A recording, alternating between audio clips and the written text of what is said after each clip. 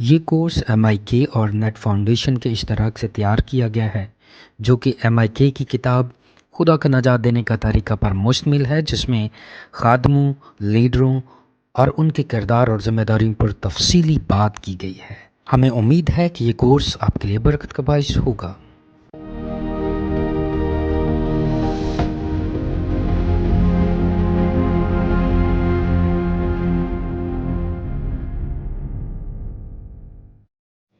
مسیح یسوع کے جلالی اور بابرکت نام میں آپ سب کو میری طرف سے سلام۔ میں نہایت خوشی ہے کہ آپ اس کورس جس کا عنوان ہے خدا کا نجات دینے کا طریقہ میں دلچسپی لیتے ہیں۔ آپ کا اس کورس کو سیکھنے کی شوق ہمارے لیے خوشی کا باعث ہے، اور مجھے امید ہے کہ آپ کے لیے کورس بابرکت ہوگا اور خدا کے نجات کو سمجھنے اور اس میں ترقی کرنے کے لیے ایک اور سنگ میل کی طرح ہوگا۔ نجات کا یہ کورس نیٹ فاؤنڈیشن کے اشتراک سے تیار کیا گیا ہے۔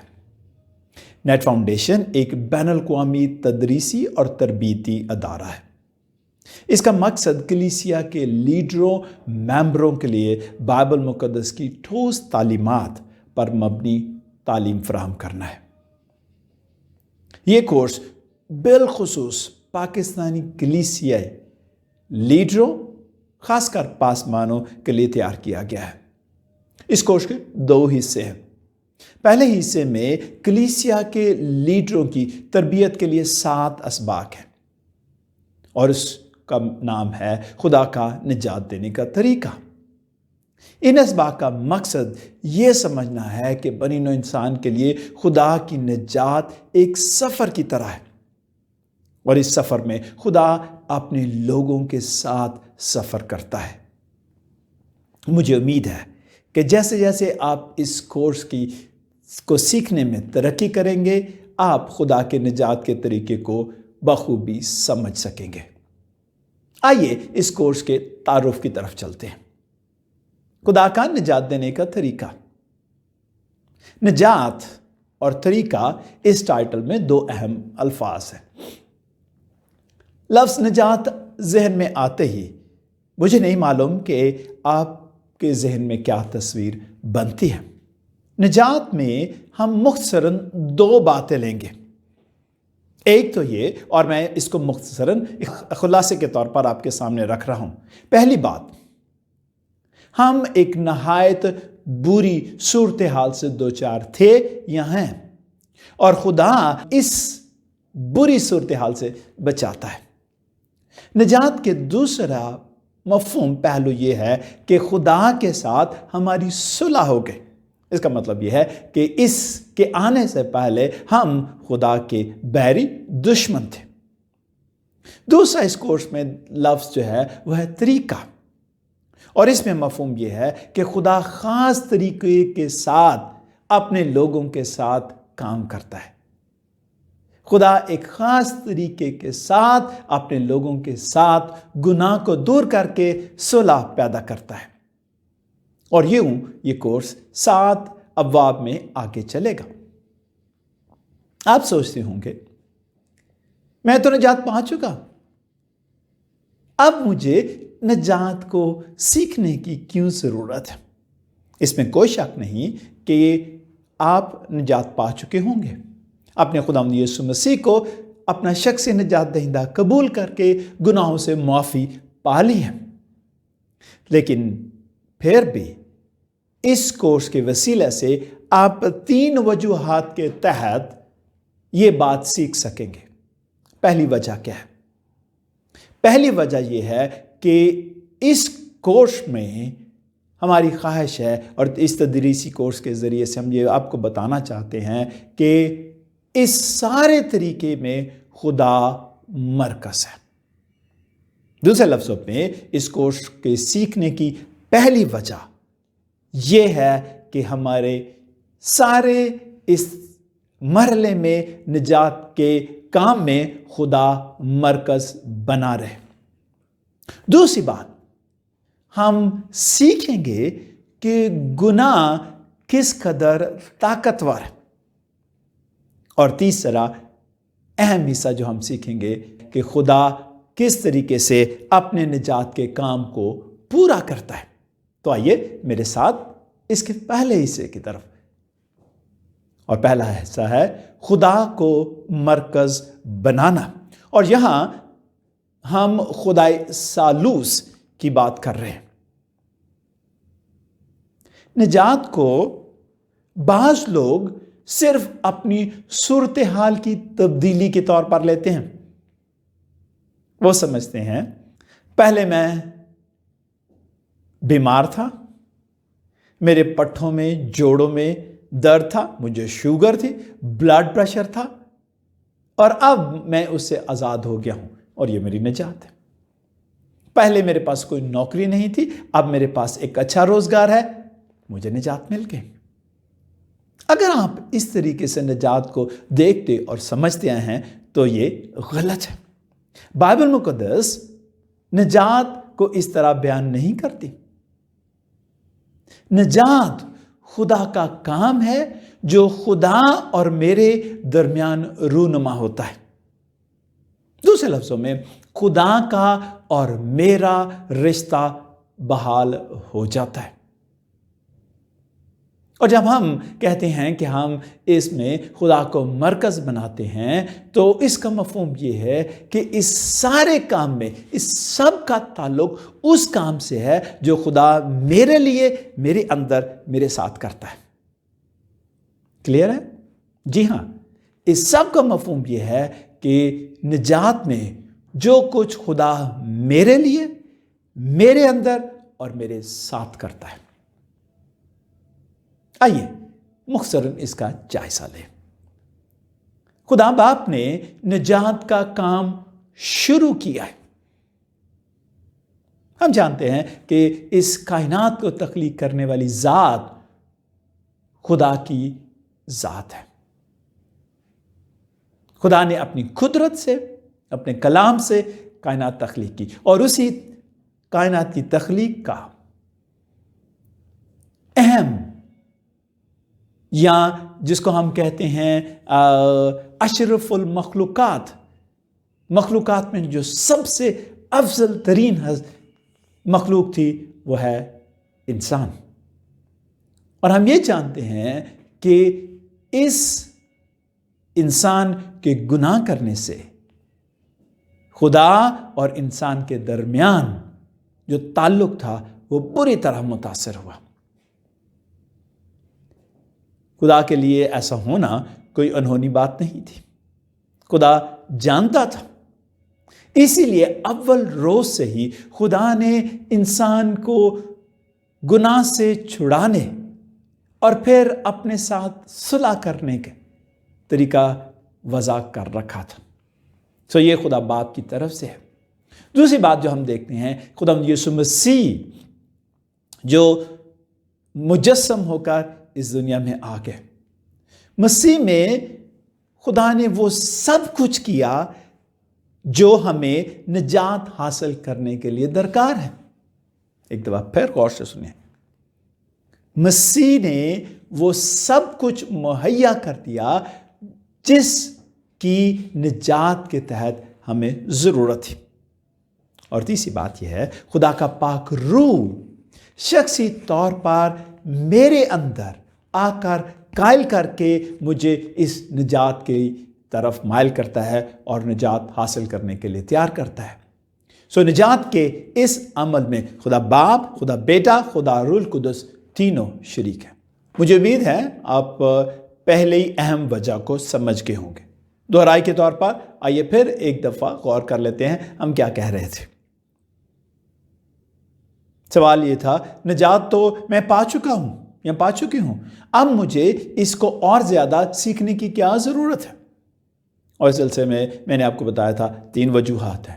پہلی وجہ یہ ہے کہ ہمیں خدا کو مرکز بنانا ہے، اور اسی چیز کا ہم نے اس پہلے حصے میں ذکر کیا کہ نجات کیا ہے اور کس طریقے سے اس سارے عمل میں، مرحلے میں خدا مرکزی ہستی ہے، اور لازم ہے کہ ہم اسی کو مرکز بنائے رکھیں۔ اور وجہ اس کی یہ ہے کہ کئی دفعہ ہم یہ سمجھتے ہیں کہ نجات میری کوششوں کا حصہ، نجات میری کوششوں کا ثمر ہے، پھل ہے۔ ہرگز نہیں۔ نجات خالصتاً اور کلی طور پر خدا کا انیشیٹو، کام ہے جو خدا میرے اندر میرے ساتھ کرتا ہے، اور نجات شخصی ہے۔ اور ابھی پہلے ذکر کیا کہ خدا ثالوث اس پورے عمل میں شریک ہے۔ اب دوسری وجہ جس کو ہمیں سیکھنے کی ضرورت ہے وہ یہ ہے کہ ہم باخبر ہوں کہ جس سے ہمیں نجات مل رہی ہے وہ کیا ہے، اور اس کو ہم کہیں گے گناہ کی طاقت سے محتاط ہونا۔ اس کو ہم سمجھ سکیں، گناہ کوئی خفیف معمولی سی غلطی نہیں، گناہ ایک سنگین مسئلہ ہے، اور اسی سے ہمیں نجات ملی ہے۔ آپ سوچتے ہوں گے گناہ ہے کیا؟ بائبل مقدس بتاتی ہے گناہ کا مطلب ہے خدا کے خلاف بغاوت۔ گناہ کے باعث انسان خدا کا دشمن بن گیا ہے، اور گناہ کے باعث ہمارے دل اتنے بگڑ چکے کہ اب ہم گناہ کی طرف ہی مائل رہتے ہیں، خدا کی طرف کم۔ بائبل مقدس ہمیں سکھاتی ہے، افسیوں کے خط 2 باب کی پہلی آیت میں لکھا ہے، ہم اپنے قصوروں اور گناہوں کے سبب سے مردہ ہیں۔ سو اندازہ کریں، گناہ نے ہمیں خدا کی نظر میں مردہ کر دیا ہے۔ یہی بات نہیں، رومیوں کے خط اس کے 8ویں باب کی 8ویں آیت میں لکھا ہے، اس کی وجہ سے ہم خدا کو خوش کر ہی نہیں سکتے۔ پھر رومیوں کے خط اس کے 30 باب کی اور 23ویں آیت ہمیں یاد دلاتی ہے کہ گناہ کے باعث ہم خدا کے جلال سے محروم ہو گئے۔ سو یہ مت سمجھے کہ آج سے کئی سال پہلے ہمارے آباء و اجداد نے، اماں حوا اور باپ آدم نے گناہ کیا، کچھ غلطی کی، ایسا پھل کھا لیا۔ نہیں، یہ ایک ایسا سنگین مسئلہ ہماری زندگی میں آ گیا جس نے ہمیں خدا سے دور کر دیا، ہمیں خدا کی نظر میں مردہ کر دیا، ہمیں خدا کے دشمن اور بیری بنا دیا۔ اور صورتحال یہ ہے کہ اب ہم کسی طور پر بھی اپنے کسی عمل سے اس کو گناہ سے چھٹکارا حاصل کیے بغیر خدا کو خوش کر نہیں سکتے، ہم خدا کے جلال سے محروم ہیں۔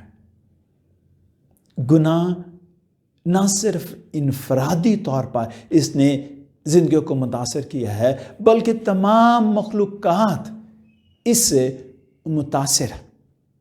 اگر آپ پیدائش کی کتاب 30 باب پر غور کر سکیں، آپ کو یاد ہوگا کہ گناہ کے آنے سے کیا نتیجہ نکلا۔ خدا نے کہا کہ تیری رغبت، عورت کو کہا تھا تیری رغبت تیرے خاوند کی طرف ہوگی اور وہ تجھ پر حکومت کرے گا، اختیار جتائے گا۔ یہ وہ ایسا تعلق ہے جو گناہ کے آنے سے پہلے نہیں تھا، لیکن گناہ کے آنے سے اختیار، حکومت جیسی اصطلاحات، جیسی صورتحال پیدا ہو گئی۔ سو دوسرے لفظوں میں گناہ نے انسان اور انسان کے تعلق کو متاثر کیا۔ گناہ کرنے کے بعد خدا نے جب آدم سے پکارا، آدم تو کہاں ہے؟ اور وہ چھپ رہا تھا۔ اس سے پہلے وہ خدا کے ساتھ ٹھنڈے وقتوں میں بڑی آزادی سے رفاقت رکھتا تھا، لیکن اب گناہ کے آنے سے وہ خدا سے چھپتا ہے۔ سو گناہ نے خدا اور انسان کے تعلق، رشتے کو متاثر کیا۔ یہی بات نہیں، خدا نے آدم سے کہا تھا کہ یہ زمین تیرے لیے اونٹ کٹارے پیدا کرے گی، تو اپنے پسینے ہی سے روٹی کھائے گا۔ گناہ نے اس قدر متاثر کیا خدا انسان کے تعلق کو، انسان انسان کے تعلق کو اور انسان اور زمین کے تعلق سے.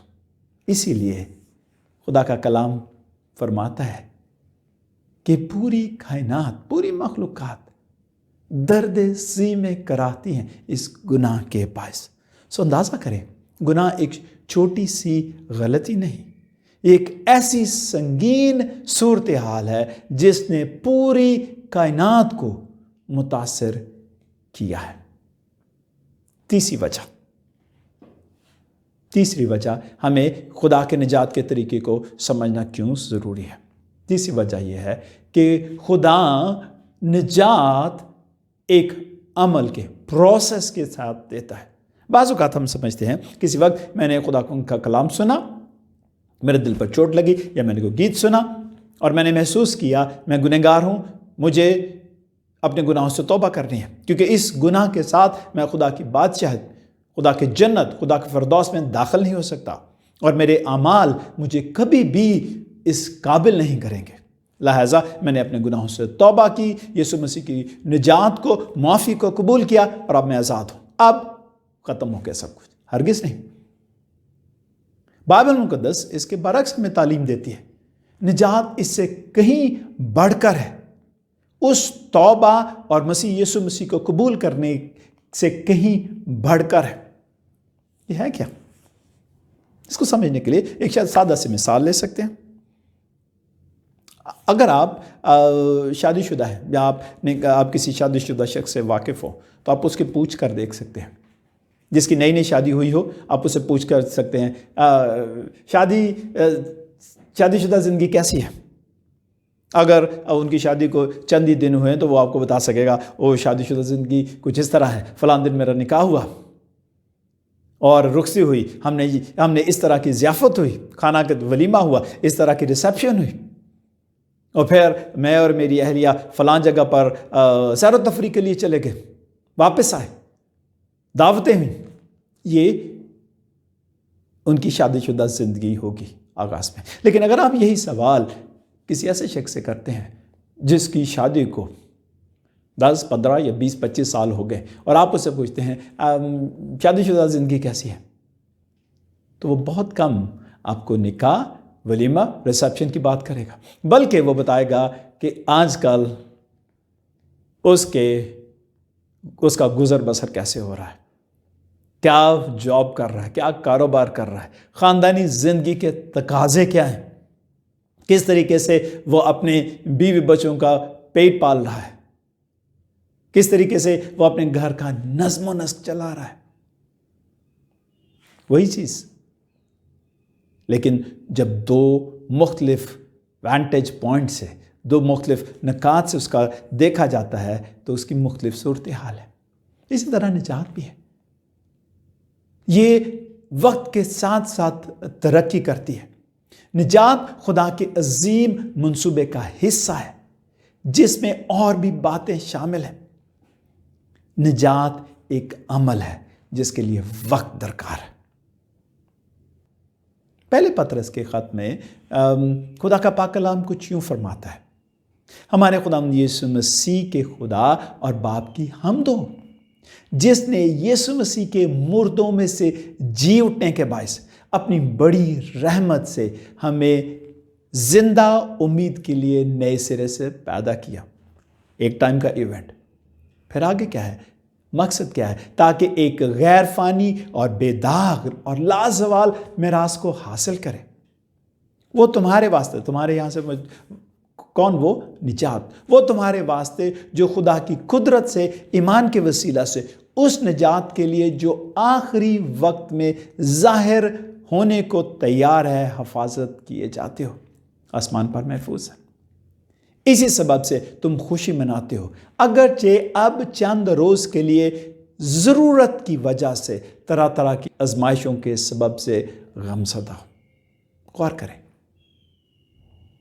اس نجات کے لیے جو آخری وقت میں ظاہر ہونے کو تیار ہے حفاظت کیے جاتے ہو. ہم تو کہتے ہیں کہ اگر یہ ایک وقت کا عمل تھا جو ہو گیا، یہ پروسیس نہیں، یہ لگاتار عمل نہیں، تو پھر خدا کا کلام کیسے یاد دلاتا ہے؟ خدا کا کلام ہمیں یاد دلاتا ہے کہ یہ ایک ایسا کام ہے جو بنائے عالم سے پیشتر خدا کے منصوبے میں تھا۔ یسوع مسیح میں خدا نے اس کو عمل میں لایا اور اب خدا کے پاک روح کے ساتھ یہ ہماری زندگی میں کام کرتا رہتا ہے۔ اہم بات یہ ہے کہ نجات صرف یہی نہیں کہ ہم ایک ہی مرتبہ یسوع مسیح پر ایمان لا کر گناہوں سے آزاد ہوئے۔ اہم بات یہ ہے کیونکہ گناہ اتنا سنگین ہے، یہ ہماری زندگیوں میں یسوع مسیح پر ایمان لانے کے باوجود اثر کرتا رہتا ہے، ہمیں متاثر کرتا رہتا ہے۔ ہمیں ضرورت ہوتی ہے کہ ہم اس سے روز بروز آزاد ہوں، اور یوں خدا وہ کام جو یسوع مسیح کے ذریعے سے ہمارے اندر شروع کرتا ہے جاری رکھے گا، اور یہ کام اس وقت پورا ہوگا جب آخرت ہوگی، یہ آخرت تک جاری رہے گا۔ مجھے امید ہے کہ اس پہلے چیپٹر میں آپ اس بات کو سمجھ گئے کہ نجات کے طریقے کو سمجھنے کی کیا وجہ ہے۔ 3 وجوہات ہیں۔ پہلی بات، ہم خدا کو مرکز بنا سکیں۔ دوسری بات، ہم گناہ کی سنگینی طاقت کو سمجھ سکیں۔ تیسری بات، ہم خدا کے نجات کے طریقے کو سمجھ سکیں۔ یاد رکھیں، نجات ایک واقعہ نہیں بلکہ ایک عمل ہے۔ اس کا تعلق اس بات سے نہیں کہ ایک خاص وقت پر میرے ساتھ کیا ہوا، بلکہ نجات خدا سے ایک نئے تعلق کا آغاز کرتی ہے جس میں نئی چیزوں کو سیکھا اور تجربہ کیا جاتا ہے۔ مجھے امید ہے کورس کا یہ پہلا چیپٹر آپ کے لیے بابرکت رہا ہوگا۔ اس کے بعد ہم دوسرے چیپٹر کی طرف آئیں گے۔ خداوند آپ کو اس چیپٹر کے وسیلہ سے برکت دے۔